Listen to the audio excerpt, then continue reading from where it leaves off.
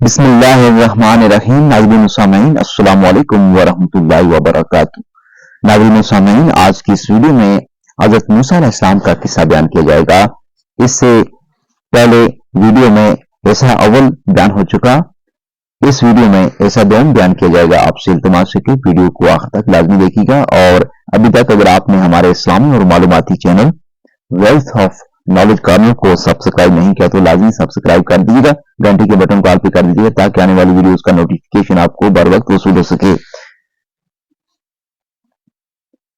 صحیح فرماتے ہیں کہ حضرت موسیٰ علیہ السلام کی والدہ کا نام ایارخا تھا، بعض کہتے ہیں ایازخت تھا. حضرت موسیٰ علیہ السلام کی والدہ وہ سب کچھ کرتی رہی جس کا انہیں حکم ملا. چنانچہ ایک دن انہوں نے حضرت موسیٰ علیہ السلام کو دریا میں چھوڑا اور رسی کا کنارہ اپنے پاس باندھنا بھول گئیں. حضرت موسیٰ علیہ السلام نیل کی موجوں میں صندوق میں بند بیٹھے ہوئے فرعون کے محل سے گزرے. فرعون کے گھر والوں نے انہیں اٹھا لیا تاکہ بالآخر وہ ان کا دشمن اور غم کا باعث بنے. مفسرین کہتے ہیں کہ کنیزوں نے جس وقت دریا سے تابوت نکالا تو وہ بند تھا. انہیں تابوت کھولنے کی ہمت نہ ہوئی، چنانچہ انہوں نے وہ صندوق لا کر فرعون کی بیوی آسیہ کے سامنے رکھا، جو مزاحم بن عبید بن ریان بن ولید کی صاحبزادی تھی. یہ ولید وہی ہے جو یوسف علیہ السلام کے دور میں مصر کا بادشاہ تھا. بعض کہتے ہیں کہ یہ بنی اسرائیل میں حضرت موسیٰ علیہ السلام کے خاندان میں سے ہی تھی. بعض نے انہیں موسیٰ علیہ السلام کی پھوپھی کہا ہے، اسے سہیلی نے روایت کیا ہے، واللہ عالم. ان کی مداح و ثنا مریم بنت عمران کے قصے میں آئے گی. یہ دونوں خواتین قیامت کے دن رسول اللہ صلی اللہ علیہ وآلہ وسلم کی جنتی بیوی میں سے ہوں گی. جب صندوق کا ڈھکنا کھولا گیا اور پردے ہٹ گئے تو دیکھا کہ آپ کا چہرہ نبوت کے انوار سے جگمگا رہا ہے، جلالت موسیٰ کی شان نظر آ رہی ہے. جب آسیہ نے آپ کو دیکھا تو ان کی نظریں آپ پر جم کر رہ گئیں. ان کے دل میں بچے کی محبت امڑ کر آئی. جب فرعون آیا تو اس نے پوچھا یہ کیا ہے، اور ساتھ ہی ذبح کرنے کا حکم بھی دے دیا. آسیہ نے فرعون سے ہدیہ کے طور پر مانگا اور ذبح کرنے سے روکا. کہنے لگی یہ تو میری اور تیری آنکھوں کی ٹھنڈک ہے. فرعون نے اپنی بیوی سے کہا تیرے لیے تو ٹھنڈک ہو سکتی ہے مگر میرے لیے نہیں ہے. مجھے اس بچے کی ضرورت نہیں اور مصیبت کلام کے ساتھ لگی ہوتی ہے. آسیہ نے کہا امید ہے کہ یہ بچہ ہم کو نفع پہنچائے. اللہ تعالیٰ نے انہیں ان کی امید کے مطابق نفع پہنچا دیا. دنیا کا نفع تو اس طرح ہوا کہ اللہ تعالیٰ موسیٰ کے سبب آسیہ کو جنت میں بسائیں گے. آسیہ نے یہ بھی کہا یا ہم اسے اپنا منہ بولا بیٹا بنا لیتے ہیں. پھر واقعتاً انہوں نے موسیٰ کو اپنا منہ بولا بیٹا بنا لیا کیونکہ ان کی اولاد نہیں تھی. ارشاد ہے جس کا ترجمہ یہ ہے انہیں خبر نہ ہوئی، یعنی وہ نہیں جانتے تھے کہ اللہ تعالیٰ ان کے ساتھ کیا معاملہ کرنا چاہتا ہے. الغرض موسیٰ کو دریا میں ڈلوا کر فرعون اور اس کے لشکر کو سزا دینی اور انتقام لینا مقصود تھا. اہل کتاب یہ کہتے ہیں کہ موسیٰ علیہ السلام کو دریا سے نکالنے والی فرعون کی بیٹی تھی جس کا نام دربتہ تھا. ان کے ہاں آسیہ کا بالکل تذکرہ نہیں، لیکن کتاب اللہ کے مقابلے میں ان کی یہ بات غلط ہے.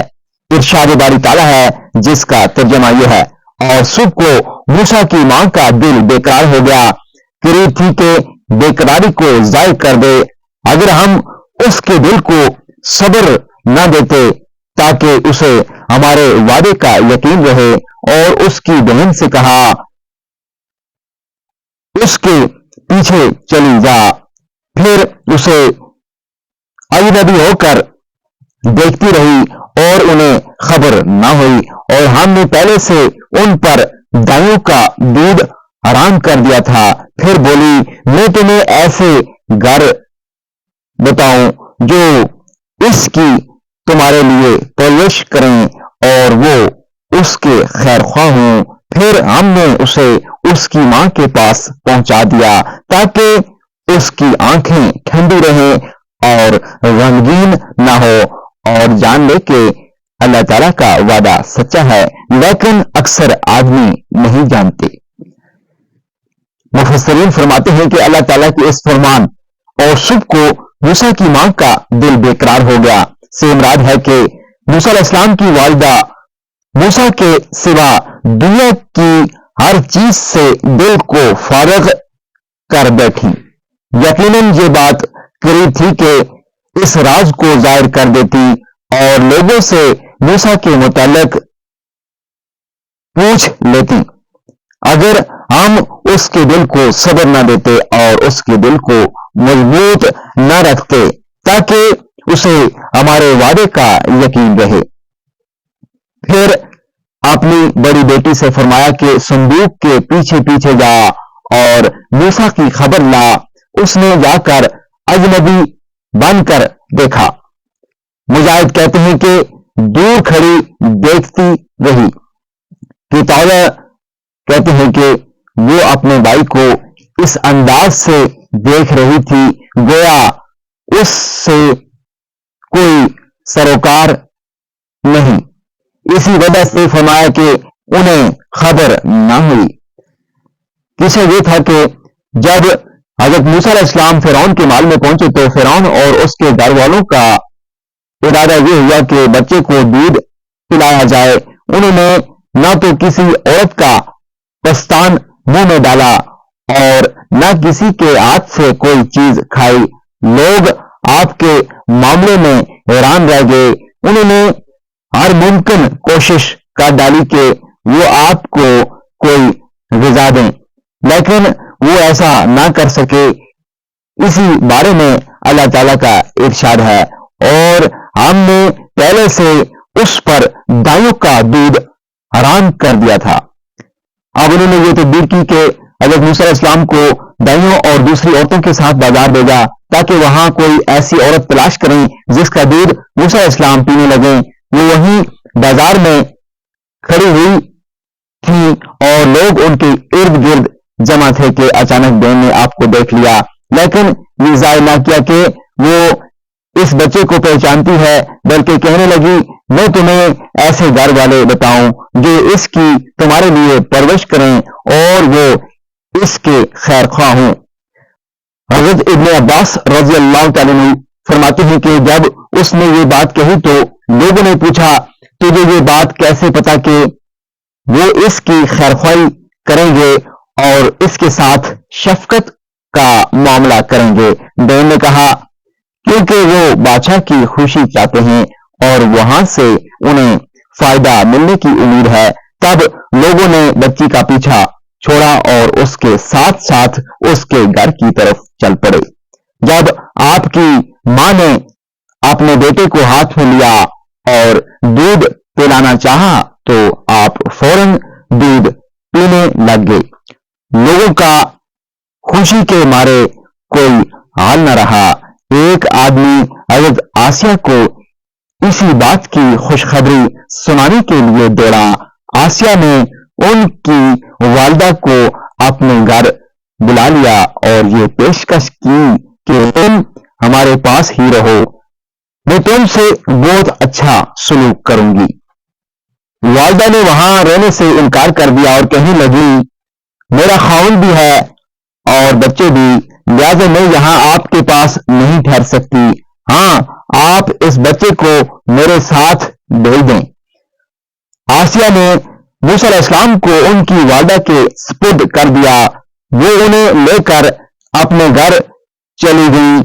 ساتھ ہی ساتھ آسیہ نے والدہ کا وظیفہ بھی مقرر کر دیا اور بہت سے جوڑے کپڑوں کے اور تحفے طائف بھی ان کے امرا کر دیے۔ چنانچہ اسی طرح اللہ تعالیٰ نے ماں بیٹے کے درمیان جدائی ختم کر دی اور ان کے پاس ان کا بیٹا لوٹا دیا۔ ارشاد باری تعالیٰ ہے جس کا ترجمہ یہ ہے، پھر ہم نے اسے اس کی ماں کے پاس پہنچا دیا تاکہ اس کی آنکھیں ٹھنڈی رہیں اور غمگین نہ ہو اور جان لے کہ اللہ تعالیٰ کا وعدہ سچا ہے۔